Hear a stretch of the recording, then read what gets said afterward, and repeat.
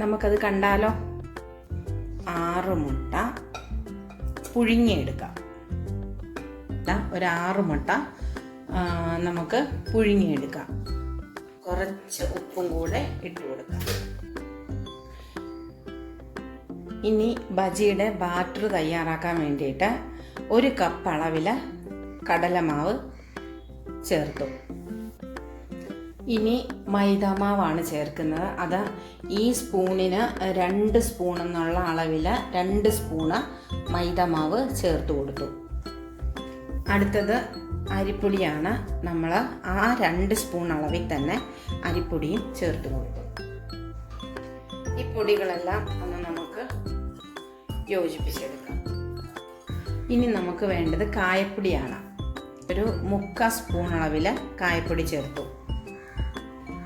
ഒരു 1/2 സ്പൂൺ അളവിൽ കുരുമുളക് പൊടിയും ചേർത്തു. കാശ്മീരി മുളക് പൊടിയാണ് ചേർക്കേണ്ടത്. അപ്പം നല്ല കളറ് കിട്ടും. അപ്പം അതുകൊണ്ട് 1 സ്പൂൺ നിറച്ചുള്ള കാശ്മീരി മുളക് പൊടി ചേർത്ത് കൊടുത്തു. ആവശ്യത്തിനുള്ള ഉപ്പും ചേർത്തു. ഇനി ഇതെല്ലാം കൂടെ നമുക്കൊന്ന് യോജിപ്പിച്ചെടുക്കാം. ഒരു പിഞ്ച് അളവിൽ ഞാൻ ബേക്കിംഗ് സോഡ ചേർക്കുന്നുണ്ട്. അത് ഓപ്ഷനാണ്. നിങ്ങൾക്ക് വേണമെങ്കിൽ ചേർത്താൽ മതി. ഒന്ന് നല്ല പഫിയായിട്ട് നല്ല പൊങ്ങി കിട്ടാൻ വേണ്ടിയിട്ടാണ് ഞാനത് ചേർത്തത്. ഒരു ചെറിയ 2 വെളുത്തുള്ളിയും ഒരു കുഞ്ഞു കഷ്ണം ഇഞ്ചിയും കൂടെ ഞാൻ ചതച്ചെടുത്താണ്. അതും കൂടെ ഞാൻ ചേർത്ത് കൊടുത്തു. ഇനി നമുക്ക് വെള്ളമാണ്. അത് നമുക്ക് ആവശ്യാനുസരണം എന്ന് പറഞ്ഞാൽ ഒത്തിരി ലൂസായും പോകരുത്, ഒത്തിരി കുറുകിയും പോകരുത്. അത് കുറേശ്ശെ വെള്ളം ഒഴിച്ചു കൊടുത്ത് നമ്മൾ ആ പരുവത്തിന് വേണം റെഡിയാക്കി എടുക്കാൻ. ആദ്യം കുറച്ച് വെള്ളം ഒഴിച്ചു കൊടുത്ത് നന്നായിട്ട് ഇളക്കി ഒത്തിരി വെള്ളം ഒഴിച്ചു കൊടുത്ത് ആദ്യമേ ചെയ്യണ്ട. കാരണം ഒത്തിരി ലൂസായാൽ ഇത് മുട്ടയിൽ പിടിക്കത്തില്ല.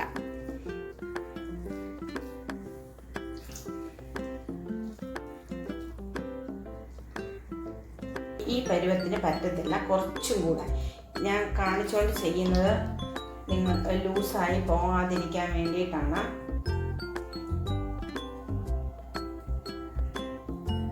നിങ്ങളെല്ലാവരും ട്രൈ ചെയ്യണം.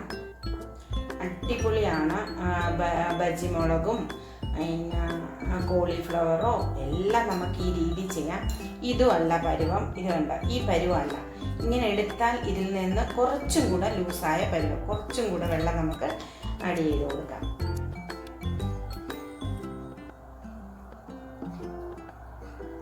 ഒരു തവി കൊണ്ടോ ഒരു ഫോർക്ക് കൊണ്ടോ ഒക്കെ നമുക്ക് ഇളക്കി നന്നായിട്ട് യോജിപ്പിക്കാവുന്നതാണ്. ഈ സമയത്ത് ഉപ്പുണ്ടോ എന്ന് നമ്മൾ നോക്കണം. എന്നിട്ട് ഉപ്പില്ലെങ്കിൽ വീണ്ടും ചേർത്ത് കൊടുക്കണം. ഇപ്പം നമ്മുടെ മുട്ടയെല്ലാം പുഴുങ്ങിയെടുത്തിട്ടുണ്ട്. ഇനി നമുക്ക് ഇതൊന്ന് പകുതി വീതം വെച്ച് ഒന്ന് മുറിച്ചെടുക്കാം.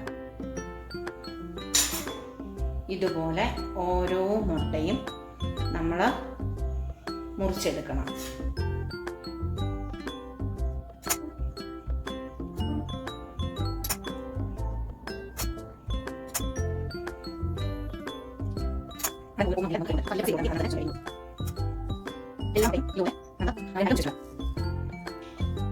ഇനി കുറച്ച് കുരുമുളക് എടുത്തിട്ട് നമുക്ക് എല്ലാത്തിൻ്റെ മുകളിൽ കുറേശ്ശെയായിട്ട് ഒന്ന് ഒരു ടേസ്റ്റിന് വേണ്ടിയാണ് ഒന്ന് തൂക്കി കൊടുക്കുക. കുറച്ച് മതി.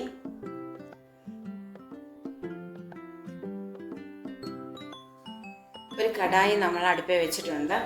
ഇനി നമ്മുടെ ബാറ്റർ നന്നായിട്ട് നമ്മൾ എടുത്തിട്ടുണ്ട്.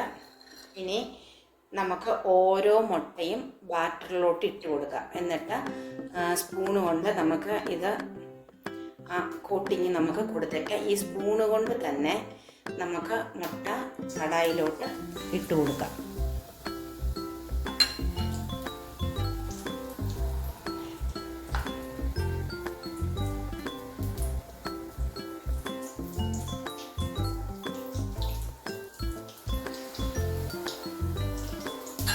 ഒരു 3 മുട്ട വീതം നമുക്കിടാം.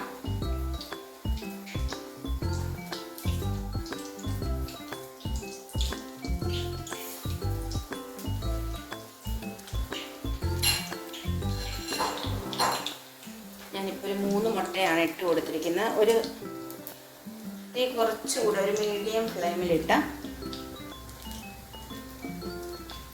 ഓരോ വശവും മൂക്കുമ്പോൾ ഒട്ടിപ്പിടിക്കാതെ നമുക്കൊന്ന് മാറ്റിയിട്ട് കൊടുക്കണം.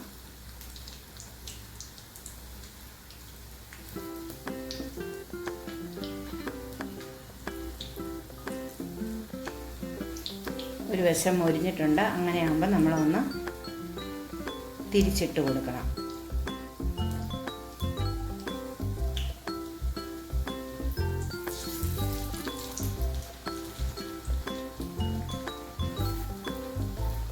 നിങ്ങളെല്ലാവരും ട്രൈ ചെയ്ത് നോക്കണം. നല്ല അടിപൊളി ടേസ്റ്റി ആയിട്ടുള്ള മുട്ട ബജിയാണ് ഞാൻ കാണിക്കുന്നത്. വീഡിയോ ഇഷ്ടമാണെങ്കിൽ ലൈക്ക് ചെയ്യണം, സബ്സ്ക്രൈബ് ചെയ്യണം, ഷെയർ ചെയ്യണം. ഇതിന് നമുക്ക് നമ്മുടെ ദോശയുടെ ചമ്മന്തിയായിട്ടോ ഉള്ളി ചമ്മന്തിയൊക്കെ വെച്ചിട്ടോ നമുക്ക് ഇത് കഴിക്കാവുന്നതാണ്. ഇതൊരു സേവിങ് ഡിഷിലേക്ക് മാറ്റി കൊടുക്കാം. ഇതുപോലെ നമുക്ക് ഓരോന്നും പൊരിച്ചെടുക്കാം. രണ്ടാമത്തെ ബജിയും റെഡി ആയിട്ടുണ്ട്. ഇതുപോലെ വരുന്നതെല്ലാം നമ്മൾ കോരി മാറ്റിയേക്കണം, അല്ലാതെ കരിഞ്ഞു പോകാൻ സാധ്യതയുണ്ട്.